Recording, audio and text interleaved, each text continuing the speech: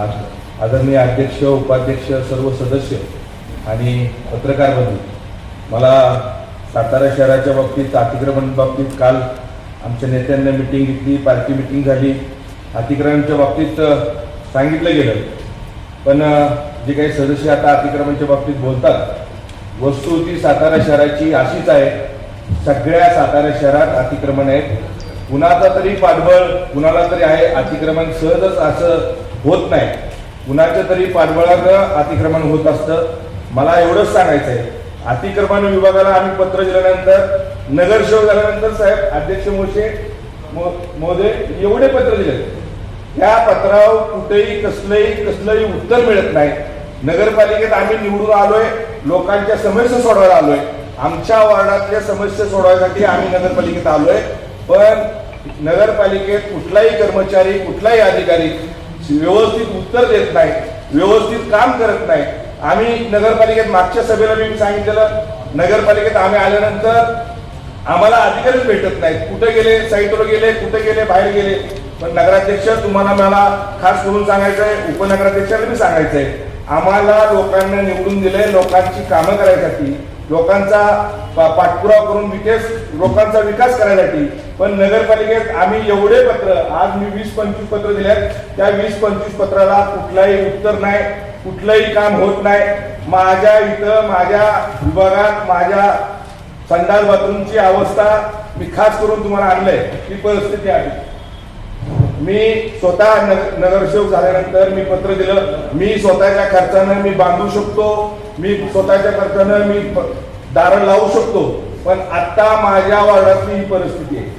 मी अधिकाऱ्यांना सांगितलं, उद्या बसवतो, टिप्पणी करतो, अध्यक्षांशी बोलतो, सभापतींशी बोलतो, सगळ्यांशी बोलतो, हे आम्हाला उत्तर मिळतात. आणि आमच्या नागरिकांना काय उत्तर द्यायचं, अशी परिस्थिती माझ्या वार्डात असली तर मी काय उत्तर देऊ? परत मला लोक निवडून देतात का? लोक पुढं आमदारकी आहे, खासदारकी आहे, ह्या इलेक्शनला आम्ही पुढे लोकांच्या जायचं का? अशी परिस्थिती आहे. नवीन बांधलेल्या टॉयलेटची ही परिस्थिती, आणि स्वच्छतेचा विषय काय, नवीन बांधलेल्या टॉयलेटची ही परिस्थिती. आणि नेहमी आम्ही पत्र देतो, मी पत्र घेऊन आलोय. हे पत्र आम्ही दिलं, आम्ही नुसतं तोंडी बोलत नाही, पत्र व्यवहार करायला असतो. आम्ही नवीन नगरसेवक आहे, आम्ही आता नवीन निवडून आलोय. जुन्याला जास्त कळतं, आम्हाला थोडंफार कमी कळत असेल, पण आम्ही पत्र घेऊन का आलो, लोकांना माहित असू दे.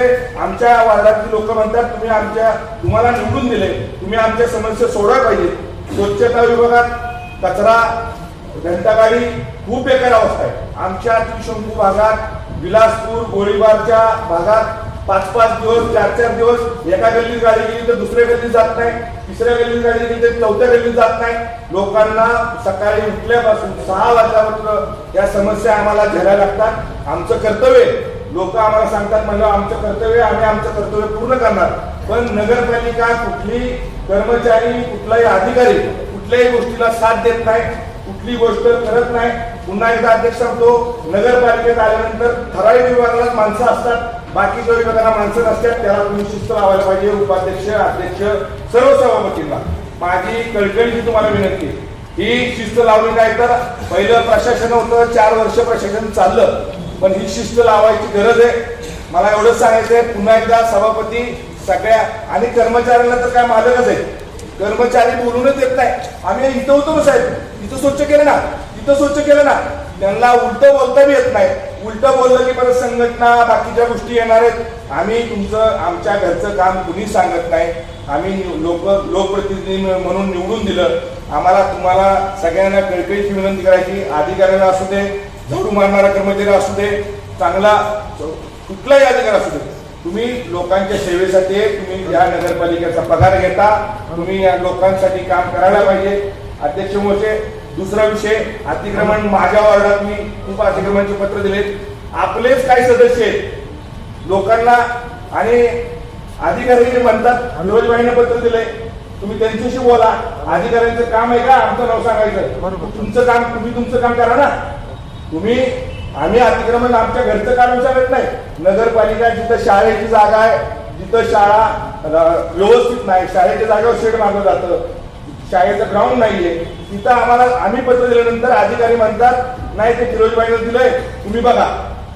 ही काय पद्धत आहे का अधिकाऱ्यांची बोलायची? असं असतं का कुठं? पण आणि त्याच्यानंतर आमच्याच जे काय आपले सदस्य आहेत, आपले जे पदाधिकारी आहेत, त्यांना जे काय अतिक्रमण करतात त्यांना आयडिया देतात, कोर्टात जावा, बाहेर जावा, इकडे जावा. ही कुठली पद्धत? जेव्हा महाराजांना सांगितलं आपण सगळी एका पक्षात निवडून आलोय, कमळ चिन्हावर निवडून आलोय, पण कुठलंही काम करताना अडचण येते, एवढंच मला सांगायचंय. स्वच्छता घंटागाडी आमच्या वार्डात वाढवून पाहिजे. दुसरं जे काय कर्मचारी वर्ग आहे त्यांना वेळेत पगार मिळत नाही. महिला वर्गांना काय, महिलांना माझ्याकडे व्हिडिओ आहे, 5,000 रुपये पगार देतात. झाडू मारणारा 5,000 पगार मिळतो. सगळ्यात ऐतिहासिक गोष्ट आहे